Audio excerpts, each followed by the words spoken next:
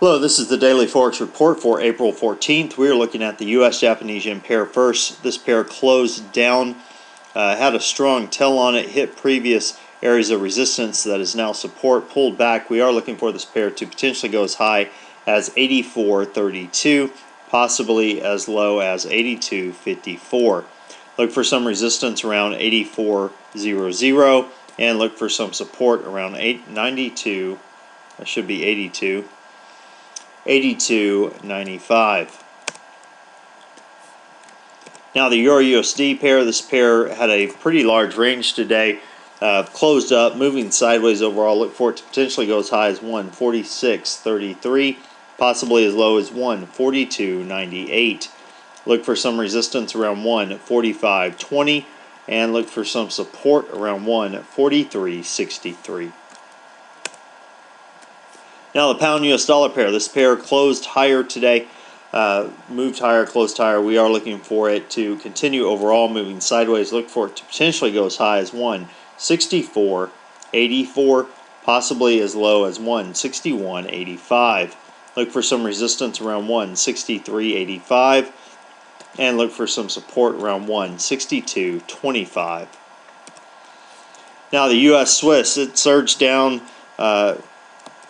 below or right to previous area of support, broke through it, pulled back to close above it. We are looking for this pair to continue its move to the downside. However, if we get a reversal, possibly going as high as 0.9018, possibly as low as 0.8839. Look for some resistance around 0.8995 and look for some support around 0.8895. Now, as far as news announcements go, we have the U.S.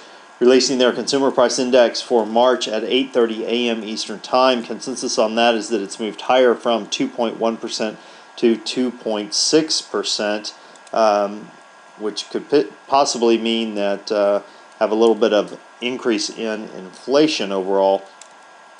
Definitely have to watch that one tomorrow.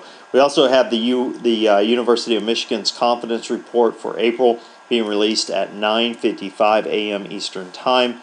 Consensus on that is that confidence has increased from 67.5 to 69.0, which of course would be good news for the US dollar if it does come out at that point. Now, what am I looking for during this next session? Well, we have a little bit of a window of opportunity here. We have this strong day to the downside. We have a high here. If the market were to reverse and swing around, we could look to grab those 25 pips or so right here. I definitely believe that if we get a move to the upside, that it could go through that fairly quick. You do need to be aware of this trend line here that we have.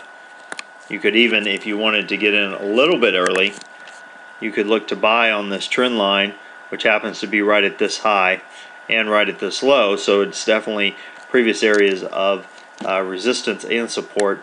Look for a break of that to the upside, grab 30 pips, go to break even, and then grab another 25. Well, that about wraps us up for today. Until next time, this is Jason Fielder. Good trading.